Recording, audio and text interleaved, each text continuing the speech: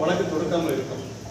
கேரளாவை பொறுத்தளவுக்கு மாதம் ஒருத்தர் வழக்கு போட்டுருக்காங்க. ஒரு அட்வொகேட்டு டெல்லியில் சுப்ரீம் கோர்ட்டில் என்ன செய்யறாங்க, மாதம் ஒரு வழக்கறிஞர் வழக்கு போட்டுக்கிட்டே இருக்காங்க. ஒரு அட்வொகேட் என்ன செஞ்சிருக்காரு, இந்த அணையை என்ன செய்யணும், ஆய்வு செய்யணும் அப்படிங்கிறத தாண்டி புதிய அணை கட்டுவதற்கான வேலையை எப்போ தொடங்க போறீங்கன்னு சொல்லி என்ன இங்கே உள்ள வழக்கறிஞர்கள் யாரும் என்ன செய்யறதில்லை, வழக்கு போடுறதே இல்லை.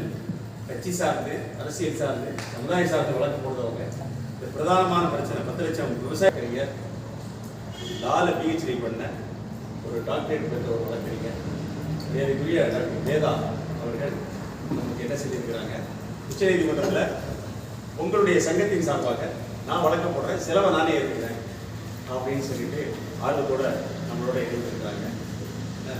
ஏற்கனவே ஐயாவோட பலமுறை விவாதிச்சிருக்கோம். உள்ள பிரச்சனைகள் முல்லைப்பெரியார் சார்ந்த பிரச்சனைகள் விவாதிச்சிருக்கிறோம். கூடுதலாக முல்லைப்பெரியார் பிரச்சனையை நிறுத்தணும் அப்படின்னா அது வேற ஒன்றும் இல்லை. தேவிகுளம் உடுமஞ்சோலை பழைய மதுரை மாவட்டம் பெரியகுளம் தாலுகாவாக இருந்துச்சு. அதை நம்ம என்ன செய்யறோம், யூனியன் பிரதேசமாக அங்கீகரிக்க வேண்டும் அப்படின்னு நம்ம கோரிக்கை.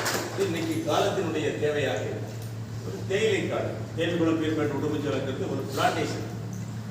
எப்படி நம்முடைய டார்ஜிலிங் மேற்கு வங்காளத்தில் டார்ஜிலிங் ஒரு பிளான்டேஷன் போகிறாங்க, அங்கே ஒரு பெரிய போராட்டம் நடக்குது.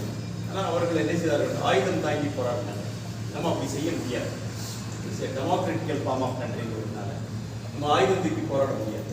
அதனால் ஜனநாயக வழியில் நம்ம என்ன செய்வோம், கேரளாவுக்கும் வேண்டாம், தமிழ்நாட்டுக்கும் வேண்டாம், அது யூனியன் பிரதேசமாக இருக்கும்.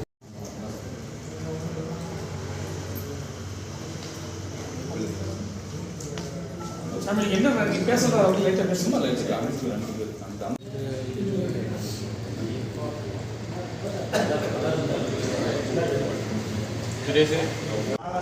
மீண்டும் ஒரு 990 ஆண்டுகள் ஒப்பந்தத்தை புதுப்பித்துக் கொள்ள இந்த ஒப்பந்தம் வழிவகை செய்கிறதுன்னு சொல்லி அது ஒரு கிளாஸ்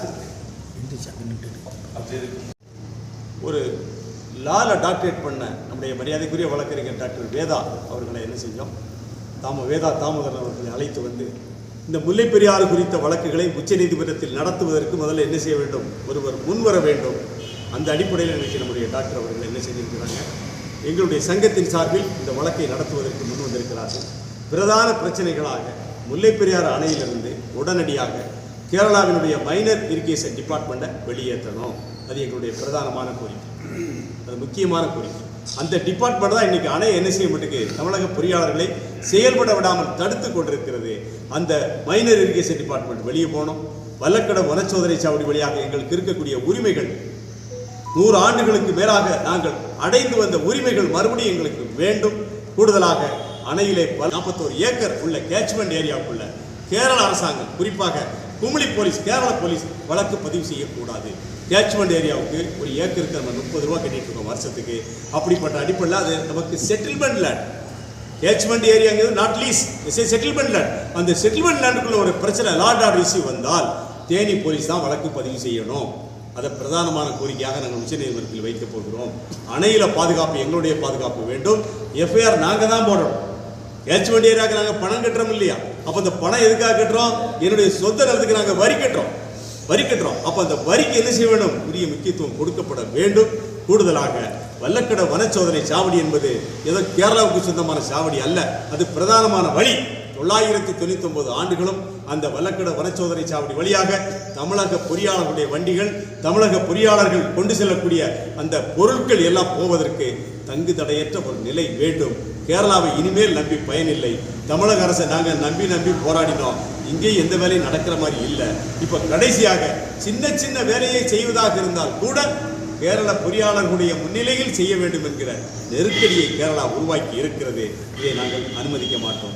இதையெல்லாம் மொத்தமாக என்ன செய்கிறோம், ஒரு வழக்காக எங்களுடைய சங்கத்தில் உள்ள 7 பேர் என்ன செய்வோம், அந்த வழக்கு உச்சநீதிமன்றத்தில் விரைவில் பொங்கல் முடிஞ்சதும் வழக்கை தாக்கல் செய்வோம். வழக்கில் வெற்றி பெறுவோம். கேரளாவை என்ன செய்வோம், அந்த இன்றைக்கு இருக்கக்கூடிய நிலையை மாற்றி கேரளா என்ன செய்யட்டும், அது வேலை அது செய்யட்டும், எங்களுடைய வேலையை நாங்கள் செய்வோம். 999 ஆண்டுகள் என்பது ஒரு செட்டில்மெண்ட் லேண்ட். அந்த லேண்டுக்குள்ள அத்துமீறி பிரவேசிப்பதற்கு கேரளாவிற்கு எந்த அனுமதியும் இல்லை என்பது உள்ளங்கை நெல்லி.